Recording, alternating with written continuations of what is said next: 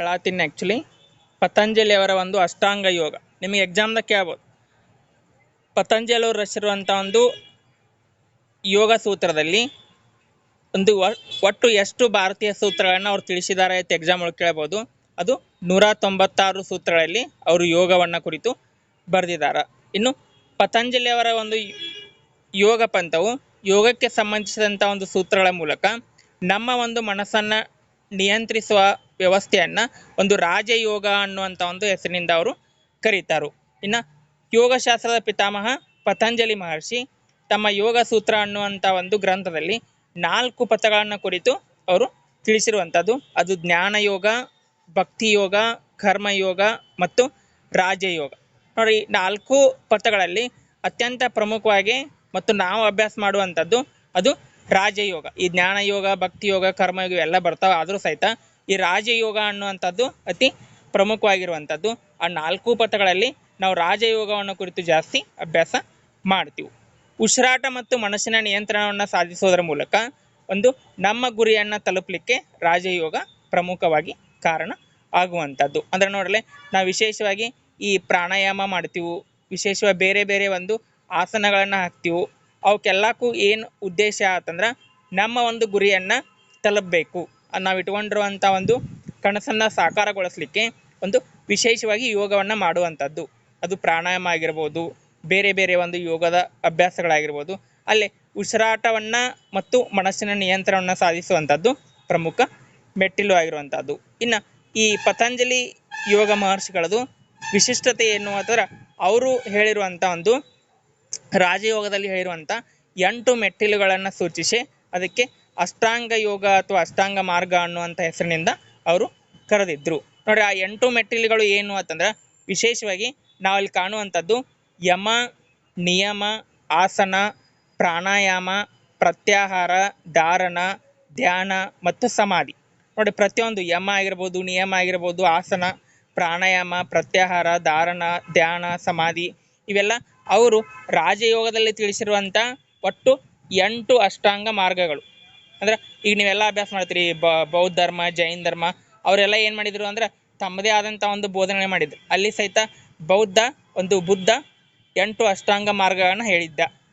ಇವರು ಸಹಿತ ಒಟ್ಟು 8 ಮಾರ್ಗ ಸೂಚಿಸ್ತಾರೋ ಅದನ್ನು ಅಷ್ಟಾಂಗ ಮಾರ್ಗ ಅನ್ನುವಂತ ಕರಿತೀವಿ.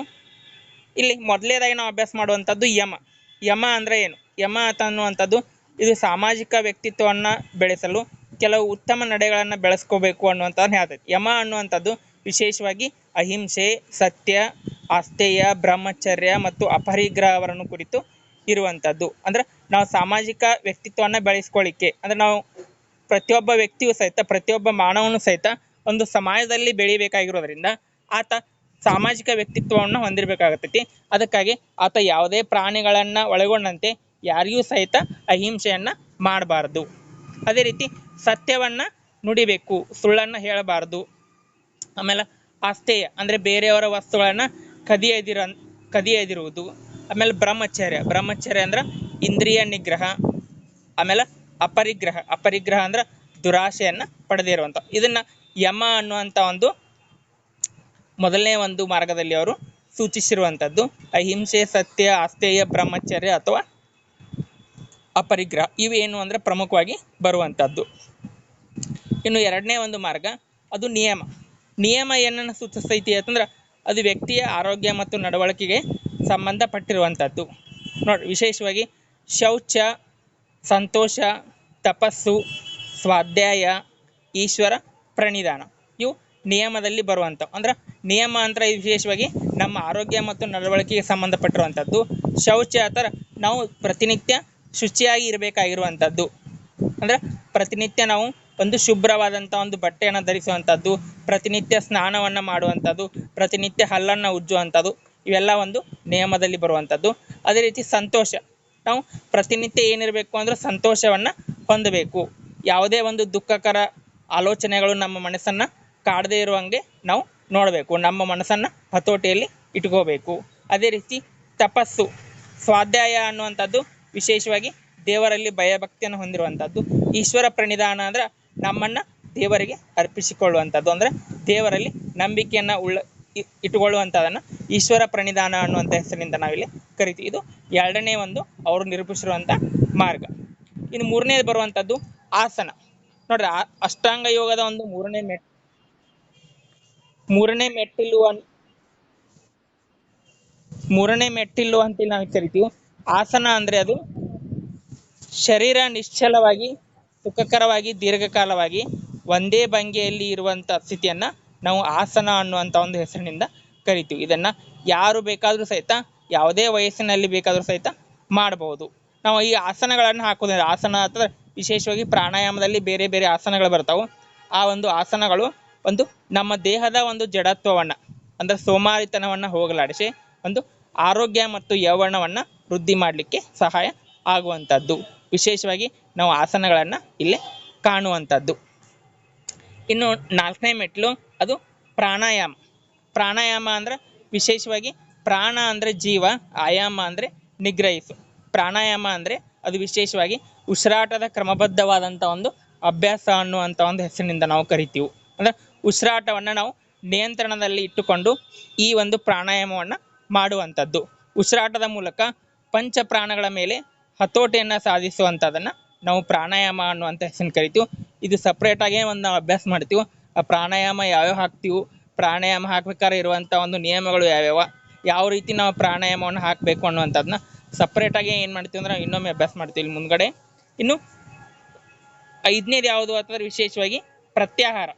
ಪ್ರತ್ಯಾಹಾರ ವಿಶೇಷವಾಗಿ ಬಹಿರ್ಮುಖವಾದಂಥ ಒಂದು ಮನಸ್ಸನ್ನ ವಿಷಯಾಂತರದಿಂದ ತಡೆ ಹಿಡಿಯುವಂಥದ್ದನ್ನ ಪ್ರತ್ಯಾಹಾರ ಅನ್ನುವಂಥ ಒಂದು ಹೆಸರಿನಿಂದ ನಾವಿಲ್ಲಿ ಕರಿತೀವಿ. ಅಂದ್ರೆ ಇಂದ್ರಿಯ ನಿಗ್ರಹವೇ ಇಲ್ಲಿ ಪ್ರಮುಖವಾಗಿ ಬರುವಂಥದ್ದು. ಇಂದ್ರಿಯಗಳನ್ನ ಒಳಮುಖ ಮಾಡುವುದರ ಮೂಲಕ ಮನಸ್ಸನ್ನ ಧಾರಣ ಅಥವಾ ಧ್ಯಾನದ ಸ್ಥಿತಿಗೆ ಕೊಂಡೊಯ್ಯುವಂಥದ್ದನ್ನ ಪ್ರತ್ಯಾಹಾರ ಅನ್ನುವಂಥ ಹೆಸರಿನಿಂದ ಮೂಲಕ ನಾವು ಕರಿತೀವಿ. ಅಂದ್ರೆ ವಿಶೇಷವಾಗಿ ಪ್ರತ್ಯಾಹಾರ ಅಂದ್ರೆ ಎಷ್ಟ ತಿಳ್ಕೊಂಬಿಡ್ರಿ. ಪ್ರತ್ಯಾಹಾರ ಅನ್ನುವಂಥದ್ದು ನಮ್ಮ ಒಂದು ಮನಸ್ಸನ್ನ ಧ್ಯಾನದ ಸ್ಥಿತಿಗೆ ಕೊಂಡೊಯ್ಯುವಂಥದ್ದನ್ನ ಪ್ರತ್ಯಾಹಾರ ಅನ್ನುವಂಥ ಹೆಸರಿನಿಂದ ಕರಿತೀವಿ. ಇಲ್ಲಿ ಇಂದ್ರಿಯ ನಿಗ್ರಹ ಅನ್ನುವಂಥದ್ದು ಪ್ರಮುಖವಾಗಿ ಬರುವಂಥದ್ದು. ಇನ್ನು ಮುಂದಿನ ಆರನೇದು ನಾವು ಅಭ್ಯಾಸ ಮಾಡ್ತೀವಿ ಧಾರಣ. ನೋಡಿ, ಧಾರಣ ಅಂದ್ರೆ ವ್ಯಕ್ತಿ ತನ್ನ ಮನಸ್ಸನ್ನ ಒಂದೇ ವಿಷಯದ ಕಡೆಗೆ ಕೇಂದ್ರೀಕರಿಸುವಂಥದ್ದು. ಅಂದ್ರೆ ನಾವು ಪ್ರತಿಯೊಬ್ಬರು ಹೆಂಗಿರ್ತೀವಿ ಅಂದ್ರೆ ನಮ್ಮ ಒಂದು ಮನಸ್ಸನ್ನ ಚಂಚಲ ಸ್ಥಿತಿಯಲ್ಲಿ ಇಟ್ಟುಕೊಳ್ಳುವಂಥದ್ದನ್ನು ಕಾಣ್ತೀವಿ. ಆ ಒಂದು ಚಂಚಲ ಸ್ಥಿತಿಯಲ್ಲಿ ಇರುವಂಥ ಒಂದು ಮನಸ್ಸನ್ನ ಒಂದು ನಿರ್ದಿಷ್ಟ ವಿಷಯದ ಕಡೆಗೆ ಅಥವಾ ಒಂದು ನಿರ್ದಿಷ್ಟವಾದಂಥ ಒಂದು ಗುರಿಯ ಕಡೆಗೆ ಒಂದು ಇಟ್ಕೊಳ್ಳುವಂಥದ್ದನ್ನ ಧಾರಣ ಅನ್ನುವಂಥ ಒಂದು ಹೆಸರಿನಿಂದ ಕರಿತೀವಿ. ಒಟ್ಟಾರೆಯಾಗಿ ಒಬ್ಬ ವ್ಯಕ್ತಿ ತನ್ನ ಮನಸ್ಸನ್ನ ಒಂದೇ ಗುರಿಯ ಕಡೆಗೆ ಒಂದು ಕೇಂದ್ರೀಕರಿಸುವಂಥದ್ದನ್ನ ಧಾರಣ ಅನ್ನುವಂಥ ಒಂದು ಹೆಸರಿನಿಂದ ಕರಿತೀವಿ. ಇನ್ನು ಏಳನೇದಾಗಿ ಅಭ್ಯಾಸ ಮಾಡುವಂಥದ್ದು ಧ್ಯಾನ. ಧಾರಣದ ನಂತರ ಸ್ಥಿತಿಯನ್ನು ನಾವು ಧ್ಯಾನ ಅಂತ ಹೆಸರನ್ನು ಕರಿತೀವಿ. ಮನಸ್ಸು ಅನಾಯಾಸಕವಾಗಿ ಅಥವಾ ಅಪ್ರಯತ್ನವಾಗಿ ಒಂದು ವಿಷಯದ ಮೇಲೆ ದೀರ್ಘಕಾಲ ನೆಲೆಸುವಂಥ ಒಂದು ಸ್ಥಿತಿಯನ್ನು ಧ್ಯಾನ ಅನ್ನುವಂಥ ಒಂದು ಹೆಸರಿನಿಂದ ಕರಿತೀವಿ. ಅಂದ್ರೆ ಅನಾಯಾಸವಾಗಿ ಮತ್ತು ಅಪ್ರಯತ್ನಕವಾಗಿ ಅಂದ್ರೆ ನಾವು ಯಾವುದೇ ಪ್ರಯತ್ನವನ್ನ ಮಾಡಲಾರ್ದ ಮತ್ತು ಯಾವುದೇ ರೀತಿ ಒಂದು ಕಟ್ಟುಪಾಡುಗಳನ್ನ ಹಾಕೊಳ್ಳಾರ್ದ ಒಂದೇ ವಿಷಯದ ಕಡೆಗೆ ನಮ್ಮ ಒಂದು ಮನಸ್ಸನ್ನು ಇಟ್ಟುಕೊಳ್ಳುವಂಥ ಸ್ಥಿತಿಯನ್ನು ಧ್ಯಾನ ಅನ್ನುವಂಥ ಹೆಸರಿನಿಂದ ಕರಿತೀವಿ. ವಿಶೇಷವಾಗಿ ಧ್ಯಾನವನ್ನು ನಾವು ಮಾಡುವಂಥ ಒಂದು ಸಮಯ ಅದು ಮುಂಜಾನೆ ವೇಳೆಯನ್ನು ಆಗಿರ್ಬೇಕು. ಯಾಕಂದ್ರೆ ಇಡೀ ಒಂದು ಎಲ್ಲ ಕಡೆ ಒಂದು ಶಾಂತ ರೀತಿ ಇರುವಂಥ ಒಂದು ಸಮಯದಲ್ಲೇ ನಾವು ಧ್ಯಾನವನ್ನು ಮಾಡಬೇಕು ಅನ್ನುವಂಥದ್ದು ಅದು ನಿಯಮ. ಇನ್ನು ಎಂಟನೇದು ನಾವು ಅಭ್ಯಾಸ ಮಾಡುವಂಥದ್ದು ಅಷ್ಟಾಂಗ ಮಾರ್ಗದಲ್ಲಿ ಎಂಟನೇ ಒಂದು ಮಾರ್ಗ ಸಮಾಧಿ. ನೋಡಿ, ಸಮಾಧಿ ಅನ್ನುವಂಥದ್ದು ಸಾಧಕನ ಅತ್ಯಂತ ತುತ್ತ ತುದಿಯ ಒಂದು ಸ್ಥಿತಿ. ಇದನ್ನ ಅತ್ಯಂತ ಆನಂದದ ಪರಮಾನಂದ ಸ್ಥಿತಿ ಅನ್ನುವಂಥ ಒಂದು ಹೆಸರಿನಿಂದ ಕರೆದಿರೋದನ್ನ ನಾವೇನ್ ಮಾಡ್ತೀವಿ ಅಂದ್ರೆ ಕರಿತೀವಿ. ಅಂದ್ರೆ ವಿಶೇಷವಾಗಿ ಸಮಾಧಿ ಸ್ಥಿತಿ ಅನ್ನುವಂಥದ್ದು ವ್ಯಕ್ತಿ ತನ್ನ ಕೊನೆಗಾಲವನ್ನ ಅನುಭವಿಸುವಂಥ ಒಂದು ಸ್ಥಿತಿಯನ್ನ ಸಮಾಧಿ ಅನ್ನುವಂಥ ಹೆಸರಿನಿಂದ ನಾವಿಲ್ಲಿ ಕರಿತೀವಿ. ಇನ್ನು ಪ್ರಾಣಾಯಾಮ. ನೋಡಿ, ಪ್ರಾಣಾಯಾಮದಲ್ಲಿ ವಿಶೇಷವಾಗಿ ನಾವು ಅನೇಕ ವಿಧಗಳನ್ನು ನಾವು ಏನು ಮಾಡ್ತೀವಿ ಅಂದರೆ ಕಾಣ್ತೀವಿ. ಎಕ್ಸಾಮ್ದಲ್ಲಿ ಕೇಳ್ಬೋದು, ಎಕ್ಸಾಮ್ದಲ್ಲಿ ಸಾಕಷ್ಟು ಬಾರಿ ಕೇಳುವಂಥದ್ದು ಪ್ರಾಣಾಯಾಮ ಅನ್ನುವಂಥದ್ದು. ಇಲ್ಲಿ ಬರುವಂಥ ಒಂದು ವಿಧಗಳು, ಮೊದಲನೇದು ಅನುಲೋಮ ವಿಲೋಮ ಪ್ರಾಣಾಯಾಮ. ನೋಡಿ, ಅನುಲೋಮ ವಿಲೋಮ ಅಂದ್ರೆ ಮೂಗಿನ ಎರಡು ಹೊಳ್ಳೆಗಳಿಂದ ಉಸಿರಾಟವನ್ನು ಅಭ್ಯಾಸ ಮಾಡುವಂಥದ್ದು, ಅದು ಅನುಲೋಮ ವಿಲೋಮ ಪ್ರಾಣಾಯಾಮ. ಯಾಕಂದ್ರೆ ಮೊದಲೇ ಹೇಳಿದ ನಿಮ್ಗೆ ಪ್ರಾಣಾಯಾಮ ಅನ್ನುವಂಥ ವಿಶೇಷವಾಗಿ ನಮ್ಮ ಒಂದು ಶ್ವಾಸೋತ್ಸಾಹಕ್ಕೆ ಸಂಬಂಧಿಸಿರುವಂಥದ್ದು. ಒಂದು ಅನುಲೋಮ ವಿಲೋಮ ಅಂದ್ರೆ ಮೂಗಿನ ಎರಡು ಹೊಳ್ಳೆಗಳಿಂದ ನಾವು ಉಸಿರಾಟವನ್ನು ಮಾಡುವಂಥದ್ದು, ಅದು ಅನುಲೋಮ ವಿಲೋಮ ಪ್ರಾಣಾಯಾಮ ಅನ್ನುವಂಥ ಹೆಸರನ್ನು ಕರೆಸ್ಕೊತೈತಿ. ಇನ್ನು ಎರಡನೇದು ಚಂದ್ರಾನುಲೋಮ ಪ್ರಾಣಾಯಾಮ. ನೋಡಿ, ಚಂದ್ರಾನುಲೋಮ ಪ್ರಾಣಾಯಾಮ ಅಂದ್ರೆ ಮೂಗಿನ ಎಡ ಹೊಳ್ಳೆಯಿಂದ ಉಸಿರನ್ನು ತೆಗೆದುಕೊಂಡು ಮೂಗಿನ ಎಡ ಹೊಳ್ಳೆಯಿಂದಲೇ ನಾವು ಉಸಿರನ್ನು ಬಿಡುವಂಥದಕ್ಕೆ ನಾವು ಚಂದ್ರಾನುಲೋಮ ಪ್ರಾಣಾಯಾಮ ಅನ್ನುವಂಥ ಹೆಸರಿಂದ ಕರಿತೀವಿ. ಇನ್ನು ಸೂರ್ಯಾನುಲೋಮ ಪ್ರಾಣಾಯಾಮ. ಬಲ ಮೂಗಿನ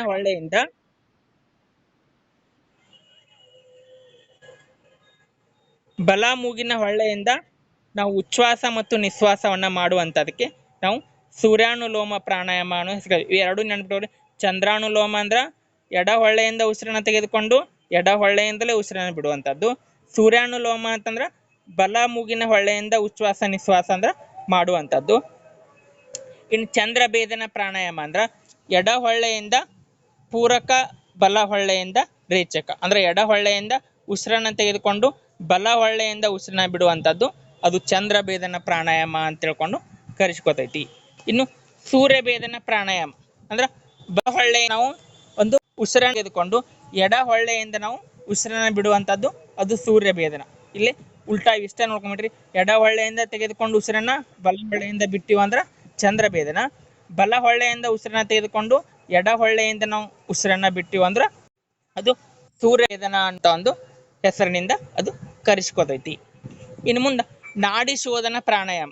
ನಾಡಿ ಶೋಧನ ಪ್ರಾಣಾಯಾಮ ಅನ್ನುವಂಥದ್ದು ಮೂಗಿನ ಎಡ ಹೊಳ್ಳೆಯಿಂದ ಉಚ್ಛ್ವಾಸ, ಬಲ ಹೊಳ್ಳೆಯಿಂದ ನಿಶ್ವಾಸ. ಮೂಗಿನ ಎಡ ಹೊಳ್ಳೆಯಿಂದ ಉಸಿರನ್ನ ತೆಗೆದುಕೊಂಡು ಬಲ ಹೊಳ್ಳೆಯಿಂದ ನಾವು ಉಸಿರನ್ನ ಬಿಡುವುದು ಮತ್ತು ಬಲ ಹೊಳ್ಳೆಯಿಂದ ಉಸಿರನ್ನ ತೆಗೆದುಕೊಂಡು ಮತ್ತೆ ಎಡ ಹೊಳ್ಳೆಯಿಂದ ನಾವು ಉಸಿರನ್ನ ಬಿಡುವಂಥದ್ದು ಅದು ನಾಡಿ ಶೋಧನ ಪ್ರಾಣಾಯಾಮ ಅನ್ನುವಂಥ ಹೆಸರಿನಿಂದ ಕರೆಸಿಕೊಳ್ತೈತಿ. ಇನ್ನು 7ನೇ ನಾವು ಅಭ್ಯಾಸ ಮಾಡುವಂಥದ್ದು ಶಿತ್ಕಾರಿ. ಶಿತ್ಕಾರಿ ಅನ್ನುವಂಥದ್ದು ಏನು ಅಂದ್ರೆ ಇದು ನಾಲಿಗೆಯ ತುದಿಯನ್ನ ಹಿಂದೆ ಮಡಿಚಿ ನಾಲಿಗೆ ಎರಡೂ ಬದಿಯಲ್ಲಿ ಉಂಟಾದ ಸಣ್ಣ ದ್ವಾರಗಳಿಂದ ಸದ್ದು ಮಾಡುತ್ತಾ ಒಂದು ಉಸಿರನ್ನ ಬಿಡುವಂಥದ್ದು. ನಾಲಿಗೆ ತುದಿಯನ್ನು ನಾವು ಹಿಂದಕ್ಕೆ ಅಂದ್ರೆ ಬಾಯಿಯೊಳಗೆ ಹಿಂದಕ್ಕೆ ಮಡಿಚಿ ನಾಲಿಗೆ ಎರಡೂ ಬದಿಯಲ್ಲಿ ಉಂಟಾದ ಸಣ್ಣ ದ್ವಾರಗಳಿಂದ ನಾವು ಸದ್ದು ಮಾಡುತ್ತಾ ಒಂದು ಉಸಿರನ್ನ ಬಿಡುವಂಥದ್ದು ಶಿತ್ಕಾರಿ ಅನ್ನುವಂಥ ಒಂದು ಹೆಸರಿನಿಂದ ಅದು ಕರೆಸಿಕೊಳ್ತೈತಿ. ಇನ್ನು 8ನೇದು ನಾವು ನೋಡುವಂಥದ್ದು ಭ್ರಮರಿ ಪ್ರಾಣಾಯಾಮ. ಇದು ರೇಚಕದಲ್ಲಿ ಹೆಣ್ಣು ದುಂಬಿ ಶಬ್ದ ಮಾಡುವಂತೆ ಸ್ವರಯುಕ್ತವಾಗಿ ಹಂಕಾರ ಮಾಡುವಂಥ ಒಂದು ಧ್ವನಿಯನ್ನ ನಾವು ಭ್ರಮರಿ ಅನ್ನುವಂಥ ಒಂದು ಹೆಸರಿನಿಂದ ನಾವಿದನ್ನ ಕರಿತೀವಿ. ಅಂದ್ರೆ ವಿಶೇಷವಾಗಿ ಭ್ರಮರಿ ಪ್ರಾಣಾಯಾಮ ಇದು ಹೆಣ್ಣು ದುಂಬಿಯ ಶಬ್ದವನ್ನು ಹೊಂದಿರುವಂಥದ್ದು ಮತ್ತು ಹಂಕಾರ ಮಾಡುವಂಥ ಕ್ರಮ ಐತಿ. ಇನ್ನು ಎಕ್ಸಾಮಲ್ಲಿ ಭಾಳ ಸಾರಿ ಕೇಳಿರುವಂಥದ್ದು ಅದು ಸದಂತ ಪ್ರಾಣಾಯಾಮ. ನೋಡಿ, ಸದಂತ ಪ್ರಾಣಾಯಾಮ ಸಂಬಂಧಿಸಿರುವಂಥದ್ದು ಹಲ್ಲುಗಳ ಸಹಾಯದಿಂದ ಮಾಡುವಂಥ ಒಂದು ಪ್ರಾಣಾಯಾಮವನ್ನು ಸದಂತ ಪ್ರಾಣಾಯಾಮ ಅನ್ನುವಂಥ ಹೆಸರಿನಿಂದ ನಾವಿಲ್ಲಿ ಕರಿತೀವಿ. ಆಮೇಲೆ ಪ್ಲಾವಿನಿ. ನೋಡಿ, ವಿಶೇಷವಾಗಿ ಪ್ಲಾವಿನಿ ಅನ್ನುವಂಥದ್ದು ಪೂರಕ ಮಾಡಿ ಹೊಟ್ಟೆಯನ್ನು ಮೇಲಕ್ಕೆ ಕೆಳಗೆ ಹಾಗೂ ಅಡ್ಡವಾಗಿ ಚೆನ್ನಾಗಿ ಉಜ್ಜಬೇಕು. ಇದನ್ನ ಪ್ಲಾವಿನಿ ಅನ್ನುವಂಥ ಕರಿತೀವಿ. ಅಂದ್ರೆ ಪೂರಕ ಮಾಡಿ ಆ ಥರ ಉಸಿರನ್ನ ನಾವು ಹೊರಗಡೆ, ಹೊಟ್ಟೆಯಲ್ಲಿರುವಂಥ ಉಸಿರನ್ನ ಮತ್ತು ಹವೆಯನ್ನು ಹೊರಗಡೆ ಬಿಟ್ಟು ಮೇಲಕ್ಕೆ ಕೆಳಗೆ ಅಡ್ಡವಾಗಿ ಚೆನ್ನಾಗಿ ನಾವು ಉಜ್ಜುವಂಥದನ್ನ ಪ್ಲಾವಿನಿ ಅನ್ನುವಂಥ ಹೆಸರನ್ನು ಕರಿತೀವಿ. ಇವಿಷ್ಟು ಏನು ಆ ಥರ ಒಂದು 10 ಪ್ರಮುಖವಾದಂಥ ಒಂದು ಪ್ರಾಣಾಯಾಮದ ಒಂದು ವಿಧಗಳು. ಅಂದ್ರೆ ಸಂಕ್ಷಿಪ್ತವಾಗಿ ಅನುಲೋಮ ವಿಲೋಮ ಅಂದ್ರೆ ಮೂಗಿನ ಎಡ ಹೊಳ್ಳೆಗಳಿಂದ ಉಸಿರಾಟ ಅಭ್ಯಾಸ ಮಾಡುವಂಥದ್ದು. ಚಂದ್ರಾನುಲೋಮ ಅಂದ್ರೆ ಮೂಗಿನ ಎಡ ಹೊಳ್ಳೆಯಿಂದ ಉಸಿರನ್ನ ತೆಗೆದುಕೊಂಡು ಮೂಗಿನ ಎಡ ಹೊಳ್ಳೆಯಿಂದಲೇ ಉಸಿರನ್ನ ಬಿಡುವಂಥದ್ದು. ಸೂರ್ಯಾನುಲೋಮ ಅಂದ್ರೆ ಬಲ ಮೂಗಿನ ಹೊಳ್ಳೆಯಿಂದ ಉಚ್ಛ್ವಾಸ ನಿಶ್ವಾಸ ಮಾಡುವಂಥದ್ದು. ಚಂದ್ರಭೇದನ ಎಡ ಹೊಳ್ಳೆಯಿಂದ ಪೂರಕ, ಬಲ ಹೊಳ್ಳೆಯಿಂದ ರೇಚಕ. ಸೂರ್ಯಭೇದನ ಅಂದ್ರೆ ಬಲ ಹೊಳ್ಳೆಯಿಂದ ಪೂರಕ, ಎಡ ಹೊಳ್ಳೆಯಿಂದ ರೇಚಕ. ನಾಡಿ ಶೋಧಕ ಅಂದ್ರೆ ಮೊದಲು ಎಡ ಹೊಳ್ಳೆಯಿಂದ ಉಚ್ಛ್ವಾಸ ನಿಶ್ವಾಸ, ಆಮೇಲೆ ಬಲ ಹೊಳ್ಳೆಯಿಂದ ಉಚ್ಛ್ವಾಸ ನಿಶ್ವಾಸ. ಶೀತ್ಕಾರಿ ಅಂದ್ರೆ ನಾಲಿಗೆಯ ತುದಿಯನ್ನ ಹಿಂದಕ್ಕೆ ತೆಗೆದುಕೊಂಡು ಒಂದು ಸಣ್ಣ ದ್ವಾರಗಳಿಂದ ಹವೆಯನ್ನ ಬಿಡುವಂಥದ್ದು. ಭ್ರಮರಿ ಅನ್ನುವಂಥದ್ದು ಇದು ಹೆಣ್ಣು ದುಂಬಿ ಮಾಡುವ ಶಬ್ದ ರೀತಿ ಹಂಕಾರ ಮಾಡುವಂಥದ್ದು. ಸದಂತ ಅನ್ನುವಂಥದ್ದು ಹಲ್ಲುಗಳ ಸಹಾಯದಿಂದ ಮಾಡುವಂಥ ಒಂದು ಪ್ರಾಣಾಯಾಮ. ಪ್ಲಾವಿನಿ ಅನ್ನುವಂಥದ್ದು ಒಂದು ಹೊಟ್ಟೆಯಲ್ಲಿರುವಂಥ ಒಂದು ಹವೆಯನ್ನ ಒಂದು ಖಾಲಿ ಮಾಡಿ ಮೇಲಕ್ಕೆ ಕೆಳಕ್ಕೆ ಮತ್ತು ಅಡ್ಡವಾಗಿ ಉಜ್ಜುವಂಥದನ್ನ ಪ್ಲಾವಿನಿ ಪ್ರಾಣಾಯಾಮ ಅನ್ನುವಂಥ ಹೆಸರನ್ನು ಕರಿತೀವಿ. ಇವಿಷ್ಟು ಪ್ರಮುಖವಾಗಿ ಇರುವಂಥವು. ಇನ್ನು ಪ್ರಾಣಾಯಾಮಕ್ಕೆ ಸಂಬಂಧಿಸಿದಂತೆ ಕೆಲವೊಂದಿಷ್ಟು ಪ್ರಮುಖ ಪದಗಳನ್ನು ನಾವು ನೋಡ್ತೀವಿ ಇಲ್ಲಿ. ಪ್ರಾಣಾಯಾಮಕ್ಕೆ ಸಂಬಂಧಿಸಿದಂತೆ ಪೂರಕ ಅಂದ್ರೆ ಏನು ನೋಡಿ. ಪೂರಕ ಅಂತಂದ್ರೆ ಉಸಿರನ್ನ ಒಳಗೆ ತೆಗೆದುಕೊಳ್ಳುವಂಥದಕ್ಕ ಪೂರಕ ಅಂತ ಕರಿತೀವಿ. ಆಗಲೇ ನಾವು ಅಭ್ಯಾಸ ಮಾಡೋ ನೋಡಿದ್ವಿ. ಪೂರಕ, ರೇಚಕ ಅನ್ನುವಂಥ ಬಂದಿದ್ದು ಅಲ್ಲಿ. ಪೂರಕ ಅನ್ನುವಂಥದ್ದು ಉಸಿರನ್ನ ಒಳಗೆ ತೆಗೆದುಕೊಳ್ಳುವಂಥದ್ದು. ರೇಚಕ ಅನ್ನುವಂಥದ್ದು ಉಸಿರನ್ನ ಹೊರ ಹಾಕುವಂಥದ್ದು. ಇನ್ನು ಕುಂಭಕ ಅಂದ್ರೆ ಉಸಿರನ್ನ ತಡೆ ಹಿಡಿಯುವಂಥದ್ದು. ನಾವು ಉಸಿರನ್ನ ಬಿಡ್ಲಾರ್ದ ತಡೆ ಹಿಡಿಯುವಂಥದಕ್ಕೆ ಕುಂಭಕ ಅನ್ನುವಂಥ ಒಂದು ಹೆಸರಿನಿಂದ ನಾವಿಲ್ಲಿ ಕರಿತೀವಿ. ಇನ್ನು ಕಪಾಲ್ಭಾತಿ ನೋಡಿ. ಕಪಾಲ್ಭಾತಿ ಅಂತಂದ್ರೆ ಕಪಾಲ್ ಅಂದ್ರೆ ಮಸ್ತಕ, ಬಾತಿ ಅಂದ್ರೆ ಹೊಳೆಯುವಂಥದ್ದು. ಅಂದ್ರೆ ಹಣೆಯನ್ನ ಉಜ್ವಲಗೊಳಿಸುವಂಥದಕ್ಕೆ ಕಪಾಲಭಾತಿ ಅನ್ನುವಂಥ ಹೆಸರಿನಿಂದ ನಾವು ಕರಿತೀವಿ. ಇದು ಕಪಾಲಭಾತಿ ಅನ್ನುವಂಥ ಒಂದು ಪ್ರಾಣಾಯಾಮದಲ್ಲಿ ಬರುವಂಥ ಒಂದು ಪ್ರಮುಖ ಪದ. ಈ ರೀತಿ ಎಕ್ಸಾಮಲ್ಲಿ ಏನು ಮಾಡ್ಬೋದು ಅಂದರೆ ನಾವಿಲ್ಲಿ ಈ ಯೋಗ ಶಿಕ್ಷಣಕ್ಕೆ ಸಂಬಂಧಿಸಿದಂತೆ ಇಷ್ಟು ಪ್ರಮುಖವಾದಂಥ ವಿಚಾರಗಳನ್ನ ನಾವಿಲ್ಲಿ ಅಭ್ಯಾಸ ಮಾಡ್ತೀವಿ. ಇನ್ನು ಕೇಳ್ಬೋದು ಅಂತಾರಾಷ್ಟ್ರೀಯ ಯೋಗ ದಿನ ತಿಳ್ಕೊಂಡು ಯಾವಾಗ ಆಚರಣೆ ಮಾಡ್ತೀವಿ ನೋಡಿ. ವಿಶೇಷವಾಗಿ ಅಂತಾರಾಷ್ಟ್ರೀಯ ಯೋಗ ದಿನ ಅನ್ನುವಂಥದ್ದು ಪ್ರಮುಖವಾಗಿ ಜೂನ್ 21ರಂದು ನಾವು ಅಂತಾರಾಷ್ಟ್ರೀಯ ಯೋಗ ದಿನವನ್ನು ಅಭ್ಯಾಸ ಮಾಡುವಂಥದ್ದು. ಇದನ್ನು ವಿಶೇಷವಾಗಿ ವಿಶ್ವ ಯೋಗ ದಿನಾಚರಣೆ ಅನ್ನುವಂಥದ್ದನ್ನು ಪ್ರತಿ ವರ್ಷ ಜೂನ್ 21ರಂದು ಆಚರಣೆ ಮಾಡುವಂಥದ್ದು. ಅದು 2004ರಲ್ಲಿ ಮೊಟ್ಟ ಮೊದಲ ಬಾರಿಗೆ ಒಂದು ಆಚರಣೆಗೆ ಬಂದಿರುವಂಥದ್ದು. ವಿಶ್ವಸಂಸ್ಥೆಯ ಅಡಿಯಲ್ಲಿ ಬರುವಂಥ 177ಕ್ಕಿಂತ ಅಧಿಕ ರಾಷ್ಟ್ರಗಳು ಇದನ್ನು ಒಂದು ಆಚರಣೆ ಮಾಡುವಂಥದ್ದು. ನೋಡಿ, ಯೋಗ ದಿನದ ವಿಶೇಷತೆ ಅಂದರೆ ವಿಶೇಷವಾಗಿ ಯೋಗ ವ್ಯಾಯಾಮ ಮಾತ್ರವಲ್ಲದೆ ವಿಶ್ವ ಮತ್ತು ಪ್ರಕೃತಿಯ ಜೊತೆಗೆ ಏಕತೆಯ ಅರ್ಥವನ್ನು ಕಂಡುಹಿಡಿಯಲು ಇದನ್ನು ನಾವು ಆಯ್ಕೆ ಮಾಡಿಕೊಂಡಿರುವಂಥದ್ದು. ಮೊದಲ ಅಂತಾರಾಷ್ಟ್ರೀಯ ಯೋಗ ದಿನ ಆಚರಣೆ ಮಾಡಿರುವಂಥದ್ದು 2015 ಜೂನ್ 21ರಂದು ಮೊದಲ ಅಂತಾರಾಷ್ಟ್ರೀಯ ಯೋಗ ದಿನವನ್ನು ವಿಶ್ವದಾದ್ಯಂತ ಒಂದು ಆಚರಣೆ ಮಾಡಿದ್ವಿ. ನೋಡಿ, ಪ್ರೀವಿಯಸ್ ಇಯರ್ ಎಕ್ಸಾಮಲ್ಲಿ ಯಾವ ರೀತಿ ಕ್ವಶನ್ಸ್ ಬಂದಿದ್ದು ಎಕ್ಸಾಮಲ್ಲಿ ನಾವು ನೋಡ್ಬೇಕಾದ್ರೆ ನೋಡ್ರಿ, ವಿದ್ಯಾರ್ಥಿಗಳಲ್ಲಿ ರಾಷ್ಟ್ರೀಯ ಮೌಲ್ಯಗಳನ್ನು ಬೆಳೆಸಲು ಅತ್ಯಂತ ಸೂಕ್ತವಾದಂಥ ಒಂದು ಸಂಪನ್ಮೂಲ ಯಾವುದು ಅನ್ನುವಂಥದ್ದು ಕೇಳಿದ್ರು. ಧರ್ಮಗ್ರಂಥ, ಪಠ್ಯಪುಸ್ತಕ, ಸಂವಿಧಾನ ಮತ್ತು ಶಿಕ್ಷಕರ ದಿನಚರಿ ಅನ್ನುವಂಥದ್ದು ಇತ್ತಿಲ್ಲ. ಇದಕ್ಕೆ ಸರಿಯಾದಂಥ ಉತ್ತರ ಅದು ಸಂವಿಧಾನ. ರಾಷ್ಟ್ರೀಯ ಮೌಲ್ಯಗಳನ್ನು ಬೆಳೆಸಲು ಪ್ರಮುಖವಾಗಿ ಬೇಕಾಗಿರುವಂಥದ್ದು. ಇನ್ನು ರಾಷ್ಟ್ರೀಯ ಯುವ ದಿನ ನೋಡಿ, ಸ್ವಾಮಿ ವಿವೇಕಾನಂದರ ಒಂದು ಸ್ಮರಣಾರ್ಥ ಅಂದ್ರೆ ಅವರ ಜನ್ಮ ದಿನಾಚರಣೆಯನ್ನು ರಾಷ್ಟ್ರೀಯ ಯುವ ದಿನಾಚರಣೆ ಎನ್ನುವಂಥ ಹೆಸರಿನಿಂದ ಆಚರಿಸ್ತೀವಿ. ಅದು ಜನವರಿ 12. ಇದು ಪ್ರೀವಿಯಸ್ ಎಕ್ಸಾಮ್ ಒಳಗೆ ಕೇಳುವಂಥದ್ದು. ಇನ್ನು ಭಾರತದ ಹಾಕಿ ಮಾಂತ್ರಿಕ ಎಂದು ಪ್ರಸಿದ್ಧಿ ಪಡೆದಿರುವಂಥ ವ್ಯಕ್ತಿ ಯಾರು ಅನ್ನುವಂಥ ಕ್ವಶನ್ ಕೇಳಿದ್ರು. ಇದು ಧ್ಯಾನ್ ಚಂದ್. ಡೇಟು ಕೇಳಬಹುದು ನಿಮಗೆ ಎಕ್ಸಾಮಲ್ಲಿ ಮುಂದೆ ಬರುವಂಥ ಎಕ್ಸಾಮ್ ಒಳಗೆ. ಅದು ಆಗಸ್ಟ್ 29ನ ರಾಷ್ಟ್ರೀಯ ಹಾಕಿ ದಿನ ಅಥವಾ ರಾಷ್ಟ್ರೀಯ ಕ್ರೀಡಾ ದಿನ ಅನ್ನುವಂಥ ಹೆಸರಿನಿಂದ ಒಂದು ಧ್ಯಾನ್ ಚಂದ್ ಅವರ ಒಂದು ಸ್ಮರಣಾರ್ಥ, ಹಾಕಿ ಮಾಂತ್ರಿಕ ಧ್ಯಾನ್ ಚಂದ್ ಅವರ ಒಂದು ಸ್ಮರಣಾರ್ಥ ಅದನ್ನು ಒಂದು ಮಾಡಿರುವಂಥದ್ದು. ಇನ್ನು ನಮ್ಮ ರಾಷ್ಟ್ರೀಯ ಧ್ಯೇಯ ಸತ್ಯಮೇವ ಜಯತೆ. ಇದು ಯಾವ ಭಾಷೆಯೊಳಗೆ ಐತಿ ಅನ್ನುವಂಥದ್ದನ್ನು ಎಕ್ಸಾಮಲ್ಲಿ ಕೇಳಿದ್ರು. ಅದು ವಿಶೇಷವಾಗಿ ದೇವನಾಗರಿ ಲಿಪಿಯಲ್ಲಿರುವಂಥದ್ದು. ಸತ್ಯಮೇವ ಜಯತೆ ಅನ್ನುವಂಥದ್ದು ದೇವನಾಗರಿ ಲಿಪಿಯಲ್ಲಿ ಇದ್ದಿತ್ತು. ಇನ್ನು ಇವರು ನಮ್ಮ ರಾಷ್ಟ್ರಗೀತೆಯನ್ನು ಬರೆದವರು ನೋಡ್ರಿ. ನಮ್ಮ ರಾಷ್ಟ್ರಗೀತೆಯನ್ನು ಬರೆದಂಥವ್ರು ಯಾರು ಅಂತಂದ್ರೆ ರವೀಂದ್ರನಾಥ್ ಟ್ಯಾಗೋರ್ ಅವರ ಒಂದು ಗೀತಾಂಜಲಿ ಅನ್ನುವಂಥ ಒಂದು ಕವನ ಸಂಕಲನದಲ್ಲಿ ಅಥವಾ ಕೃತಿಯಲ್ಲಿ ಒಂದು ನಮ್ಮ ರಾಷ್ಟ್ರಗೀತೆ ಜನಗಣಮನ ರಾಷ್ಟ್ರಗೀತೆಯನ್ನು ನಾವಲ್ಲಿ ಮುಂದಿನ ಎಕ್ಸಾಮಲ್ಲಿ ನಿಮ್ಗೆ ಕೇಳ್ಬೋದು. ನಮ್ಮ ನಾಡಗೀತೆಯನ್ನು ರಚಿಸಿದಂಥವ್ರು ಅದು ಕುವೆಂಪು. ಅದೇ ರೀತಿ ವಂದೇ ಮಾತರಂ ರಚನೆ ಮಾಡಿದಂಥವ್ರು ಯಾರು ಹೇಳ್ರಿ? ಬಂಕಿಮ್ ಚಂದ್ರ ಚಟರ್ಜಿ, ಅದನ್ನು ಕೇಳ್ಬೋದು. ಆಮೇಲೆ ಪಿಂಗಲ್ ವೆಂಕಯ್ಯ ಇನ್ನೊಂದು ಆಪ್ಷನ್ ಕೊಟ್ಟಾರ್ಲಿ. ಪಿಂಗಲ್ ವೆಂಕಯ್ಯ ಅನ್ನುವಂಥವ್ರು ಇವರು ನಮ್ಮ ಒಂದು ರಾಷ್ಟ್ರಧ್ವಜದ ಒಂದು ಅಂತಿಮವಾಗಿ ಮಾಡಿರುವಂಥವ್ರು. ಇನ್ನು ಮುಂದೆ ಕ್ವಶನ್ ಕೇಳಿ ನಾವು ಅಭ್ಯಾಸ ಮಾಡಿದ್ವಿ ಆಗಲೇ. ಧ್ಯಾನ ಮಾಡುವುದರಿಂದ ಆಗುವಂತ ಒಂದು ಪ್ರಯೋಜನ ಏನು? ಮಾನಸಿಕ ಏಕಾಗ್ರತೆ ಮೂಡುತ್ತದೆ, ಮನಸ್ಸು ನಿರಾಳವಾಗಲು ಸಹಕಾರಿಯಾಗಿದೆ, ಶರೀರ ಮತ್ತು ಮನಸ್ಸು ಉಲ್ಲಾಸಪೂರ್ಣವಾಗಲು ಸಹಕಾರಿಯಾಗಿದೆ. ಇವು ಮೂರು ಏನದಾವು ಅಂತಂದ್ರೆ ಇವು ಕರೆಕ್ಟ್ ಆಗೇ ಇರುವಂಥವು. ಅಂದ್ರೆ ಮೂರು ಇವೇನು ಅಂದ್ರೆ ಪ್ರಯೋಜನಗಳು ಆಗಿದ್ದಾವು. ಇನ್ನು ಪ್ರಾಣಾಯಾಮದಲ್ಲಿ ರೇಚಕ ಅಂದ್ರೆ ನೋಡಿ, ರೇಚಕ ಅನ್ನುವಂಥದ್ದು ಉಸಿರನ್ನ ಹೊರ ಹಾಕುದಕ್ಕೆ ನಾವು ರೇಚಕ ಅನ್ನುವಂಥ ಹೆಸರನ್ನು ಕರಿತೀವಿ. ಇನ್ನು ಅಷ್ಟಾಂಗ ಯೋಗದ ಪಿತಾಮಹ ಯಾರು? ಎಕ್ಸಾಮ್ದಾಗ ಕೇಳಿದ್ರು. ಅಷ್ಟಾಂಗ ಯೋಗದ ಪಿತಾಮಹ ಪತಂಜಲಿ ಮಹರ್ಷಿ. ಇನ್ನು ಅಂತಾರಾಷ್ಟ್ರೀಯ ಯೋಗ ದಿನಾಚರಣೆಯನ್ನು ಯಾವಾಗ ಆಚರಣೆ ಮಾಡ್ತೀವಿ ಅಂದ್ರೆ ಜೂನ್ 21. ನಿಮಗೆ ಎಕ್ಸಾಮ್ದಾಗ ಯಾವುದು ಮೊದಲ ಅಂತಾರಾಷ್ಟ್ರೀಯ ಯೋಗ ದಿನಾಚರಣೆ ಯಾವಾಗ ಆಚರಣೆ ಮಾಡಿದ್ವಿ? ಅದು 2015. ಆಮೇಲೆ ಇನ್ನೂ ಎಕ್ಸಾಮಲ್ಲಿ ಕೇಳ್ಬೋದು ನಿಮ್ಗೆ, ಅದನ್ನು ನೋಡ್ಕೊರಿ. 2021 ಒಂದು ಅಂತಾರಾಷ್ಟ್ರೀಯ ಯೋಗ ದಿನಾಚರಣೆ ಧ್ಯೇಯವಾಕ್ಯ ಯಾವುದಾಗಿತ್ತು? ಧ್ಯೇಯವಾಕ್ಯವನ್ನು ಕೇಳ್ಬೋದು. ಆ ಧ್ಯೇಯವಾಕ್ಯ ಏನಿತ್ತು ಅನ್ನುವಂಥದ್ದನ್ನ ನೀವು ನೋಟ್ ಮಾಡಿ ಇಟ್ಕೋರಿ, ಎಕ್ಸಾಮಲ್ಲಿ ಕೇಳ್ಬೋದು. ಇನ್ನು ಆಮೇಲೆ ನೋಡಲಿ ಹಲ್ಲುಗಳ ಸಹಾಯದಿಂದ ಮಾಡುವಂಥ ಒಂದು ಪ್ರಾಣಾಯಾಮ ಯಾವುದು? ನೋಡಿ, ಹಲ್ಲುಗಳ ಸಹಾಯದಿಂದ ಅದು ಸದಂತ ಅನ್ನುವಂಥದ್ದು ಹಲ್ಲುಗಳ ಸಹಾಯದಿಂದ ಮಾಡುವಂಥ ಒಂದು ಪ್ರಾಣಾಯಾಮ. ಭ್ರಮರಿ ಅನ್ನುವಂಥದ್ದು ಹೆಣ್ಣು ದುಂಬಿಗಳ ಒಂದು ಶಬ್ದದ ಮೂಲಕ ಮಾಡುವಂಥದ್ದು ಒಂದು ಪ್ರಾಣಾಯಾಮ ಐತಿ. ನೋಡಿ, ಇದು ಧ್ಯಾನ ಮಾಡಲು ಸೂಕ್ತವಾದಂಥ ಆಸನವಾಗಿದೆ. ನೋಡ್ರಿ, ಇವೆಲ್ಲ ಒಂದು ಆಸನಗಳು, ವಜ್ರಾಸನ, ಪದ್ಮಾಸನ, ಸುಖಾಸನ, ಈ ಎಲ್ಲ ಒಂದು ಆಸನಗಳು ವಿಶೇಷವಾಗಿ ಧ್ಯಾನವನ್ನ ಮಾಡಲಿಕ್ಕೆ ಸೂಕ್ತವಾದಂಥ ಆಸನಗಳು ಆಗಿರುವಂಥದ್ದನ್ನು ನಾವು ಕಾಣ್ತೀವಿ, ಎಲ್ಲ ಒಂದು ಆಸನಗಳು.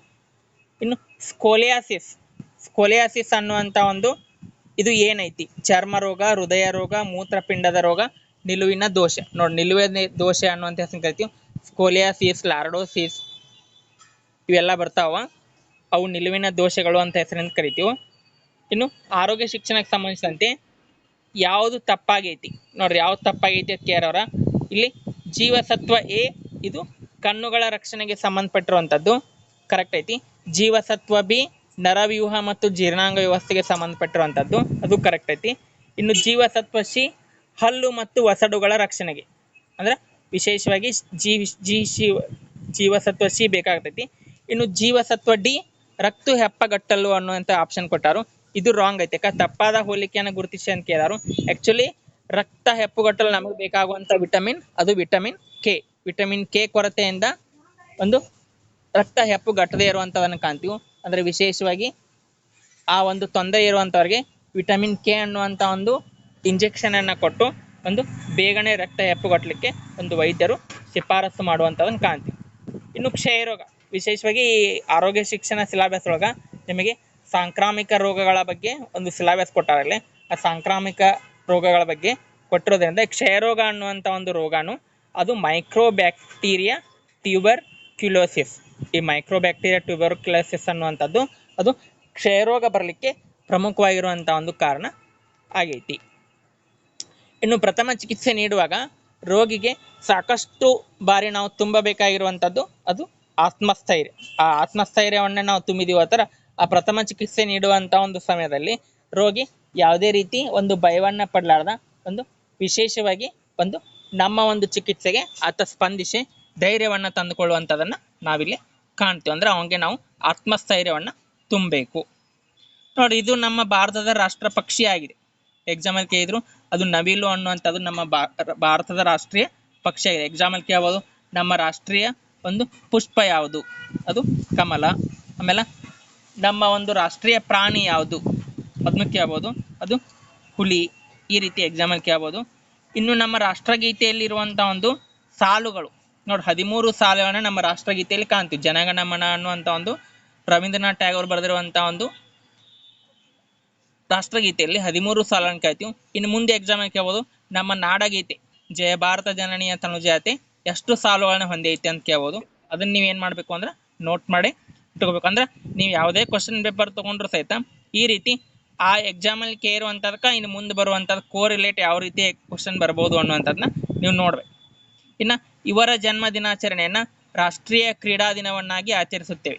ನೋಡಿ, ಧ್ಯಾನ್ ಚಂದ್ ಅವರ ಒಂದು ಜನ್ಮ ದಿನಾಚರಣೆಯನ್ನು ಕ್ರೀಡಾ ದಿನವನ್ನಾಗಿ ಪ್ರತಿ ವರ್ಷ ನಾವು ಒಂದು ಆಗಸ್ಟ್ 29 ಕ್ರೀಡಾ ದಿನಾಚರಣೆ ಅನ್ನುವಂಥ ಹೆಸರನ್ನು ಕರಿತೀವಿ. ಅದನ್ನು ಪ್ರತಿ ವರ್ಷ ಖೇಲ್ ರತ್ನ ಅಂದರೆ ರಾಜೀವ್ ಗಾಂಧಿ ಖೇಲ್ ರತ್ನ ಅನ್ನುವಂಥ ಒಂದು ಪ್ರಶಸ್ತಿಯನ್ನು ಕೊಡ್ತಿದ್ರು. ಅದನ್ನು ಇತ್ತೀಚೆಗೆ ಒಂದು ಧ್ಯಾನ್ ಚಂದ್ ಕ್ರೀಡಾ ಪ್ರಶಸ್ತಿ ಅನ್ನುವಂಥ ಹೆಸರಿನಿಂದಲೇ ಒಂದು ಕೊಡ್ತಾ ಇರೋದಂತ ನಾವು 2021ರಿಂದ ಕಾಣ್ತೀವಿ. ಇನ್ನು ಭಾರತಕ್ಕೆ ಅಗತ್ಯವಾಗಿರುವಂಥದ್ದು ಆಟದ ಮೈದಾನಗಳು, ಭಗವದ್ಗೀತೆ ಅಲ್ಲ. ಇದನ್ನ ಹೇಳಿರುವಂಥವ್ರು ಜವಾಹರ್ಲಾಲ್ ನೆಹರು. ಅದೇ ರೀತಿ ನೈ ತಾಲೀಮ್ ಅನ್ನುವಂಥ ಒಂದು ಘೋಷಣೆ ಅದು ಮಹಾತ್ಮ ಗಾಂಧೀಜಿ ಅವ್ರದ್ದು. ಈ ರೀತಿ ಅದಕ್ಕೆ ರಿಲೇಟೆಡ್ ಇರುವಂಥವನ್ನ ನೀವು ನೋಡ್ಬೇಕು. ಇನ್ನು ನಾವಿಲ್ಲಿ ಆರೋಗ್ಯ ಶಿಕ್ಷಣಕ್ಕೆ ಸಂಬಂಧಪಟ್ಟಂತೆ ಎಕ್ಸಾಮಲ್ಲಿ ಮುಂದೆ ಬರುವಂಥ ಒಂದು ಕ್ವಶನ್ಗಳು ಯಾವ ರೀತಿ ಇರ್ಬೋದು? ಎಕ್ಸಾಮಲ್ಲಿ ಕೇಳ್ಬೋದು ನೀರಿನಲ್ಲಿ ಕರಗುವಂಥ ಒಂದು ವಿಟಮಿನ್ಗಳು ಯಾವುವು ಅನ್ನುವಂಥದ್ದನ್ನ ಗುರುತಿಸಿ ಅಂತ ಕೇಳ್ಬೋದು. ಅದು ಬಿ ಮತ್ತು ಸಿ, ಬಿ ವಿಟಮಿನ್ ಮತ್ತು ಸಿ ವಿಟಮಿನ್ ಇವು ನೀರಿನಲ್ಲಿ ಕರುವಂಥವು. ಇನ್ನು ADEK ಅಂದರೆ A vitamin, D vitamin, E vitamin ಮತ್ತು ಕೆ ವಿಟಮಿನ್ ಇವು ಕೊಬ್ಬಿನಲ್ಲಿ ಮಾತ್ರ ಕರಗುವಂಥ ವಿಟಮಿನ್ಗಳು ಅನ್ನುವಂಥ ಹೆಸರನ್ನು ಕರೀತೀವಿ. ಇನ್ನು ಎಕ್ಸಾಮಲ್ಲಿ ಕೇಳ್ತಾರೋ ಆಗಲೇ ನೀವು ನೋಡಿದ್ರಲ್ಲೇ ಎಕ್ಸಾಮಲ್ಲಿ ಕೇಳಿದ್ರಲ್ಲೇ ಇನ್ನು ಮುಂದೆ ಬರುವಂಥ ಎಕ್ಸಾಮಲ್ಲಿ ಕೇಳ್ಬೋದು ರಾಸಾಯನಿಕ ಹೆಸರುಗಳನ್ನು ಗುರುತಿಸಲಿಕ್ಕೆ ಕೇಳ್ಬೋದು. ಅದು ವಿಟಮಿನ್ ಎಯ ಒಂದು ರಾಸಾಯನಿಕ ಹೆಸರು ಏನು ಕೇಳ್ಬೋದು ಎಕ್ಸಾಮ್ ಒಳಗೆ, ಅದು ರೆಟಿನಾಲ್. ವಿಟಮಿನ್ ಬಿಯ ಒಂದು ರಾಸಾಯನಿಕ ಹೆಸರು B1. ವಿಟಮಿನ್ನ ರಾಸಾಯನಿಕ ಹೆಸರು ಥಯಾಮಿನ್. ಅದರ ಕೊರತೆಯಿಂದ ಬರುವಂಥ ರೋಗ ಬೇರಿ. ವಿಟಮಿನ್ ಎ ಕೊರತೆಯಿಂದ ಬರುವಂಥ ರೋಗ ಇರುಳು ಕುರುಡು. ಆಮೇಲೆ ವಿಟಮಿನ್ B2 ರೈಬೋಫ್ಲೇವಿನ್, ಅದರ ಕೊರತೆಯಿಂದ ಬರುವಂಥ ರೋಗ ಅರಿಬೋಫ್ಲೇವಿನೋಸಿಸ್. ವಿಟಮಿನ್ B3 ನಿಯಾಸಿನ್, ರಾಸಾಯನಿಕ ಹೆಸರು, ಅದರ ಕೊರತೆಯಿಂದ ಬರುವಂಥ ಒಂದು ರೋಗ ಪೆಲಾಗ್ರ. ಆಮೇಲೆ ವಿಟಮಿನ್ B6 ಪೆರಡಾಕ್ಸಿನ್, ಅದರ ಒಂದು ಕೊರತೆಯಿಂದ ಬರುವಂಥ ರೋಗ ನರ ದೌರ್ಬಲ್ಯ ಮತ್ತು ಬುದ್ಧಿಮಾಂದ್ಯತೆ. ವಿಟಮಿನ್ B9 ಪಾಲಿಕ್ ಆ್ಯಸಿಡ್, ಅದರ ಕೊರತೆಯಿಂದ ಬರುವಂಥದ್ದು ಒಂದು ರಕ್ತದಲ್ಲಿ ಹಿಮೋಗ್ಲೋಬಿನ್ ಮಟ್ಟ ಕುಸಿಯುವಂಥದ್ದು. ಅದಕ್ಕಾಗಿ ಒಂದು ಪ್ರತಿ ವರ್ಷ ಶಾಲೆಗಳಲ್ಲಿ ಪ್ರತಿ ತಿಂಗಳಿಗೊಮ್ಮೆ ಪಾಲಿಕ್ ಆ್ಯಸಿಡ್ ಟ್ಯಾಬ್ಲೆಟ್ಗಳನ್ನು ಒಂದು ಮಕ್ಕಳಿಗೆ ಒಂದು ನೀಡುವಂಥದನ್ನು ವ್ಯವಸ್ಥೆಯನ್ನು ಒಂದು ಸಾರ್ವಜನಿಕ ಒಂದು ಸಮುದಾಯ ಭವನ ಅಂದರೆ ಸಾರ್ವಜನಿಕ ಆಸ್ಪತ್ರೆಗಳ ಮೂಲಕ ಶಾಲೆಗಳಿಗೆ ಒದಗಿಸುವಂತ ಕಾಣ್ತೀವಿ.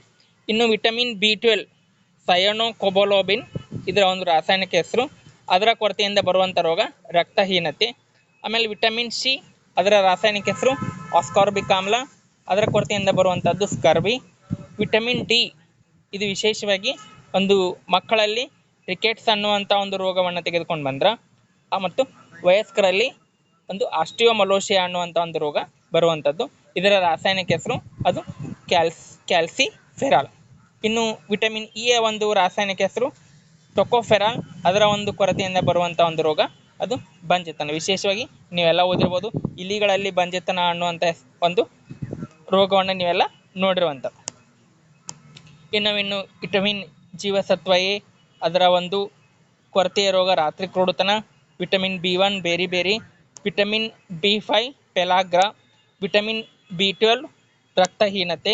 ವಿಟಮಿನ್ C ಅದು ಸ್ಕರ್ವಿ, ಅಂದರೆ ಒಸಡುಗಳಲ್ಲಿ ರಕ್ತ ಸ್ರವಿಕೆ ಆಗುವಂಥದ್ದು ಮತ್ತು ಹಲ್ಲುಗಳು ಸಡಲಿಕೆ ಆಗುವಂಥದ್ದು ಮತ್ತು ಒಸಡಿನಲ್ಲಿ ನೋವು ಮತ್ತು ಒಸಡುಗಳು ಬಾಯುವಂಥದ್ದನ್ನು ವಿಟಮಿನ್ C ಕೊರತೆಯಿಂದ ಕಾಣ್ತೀವಿ ನಾವಲ್ಲಿ.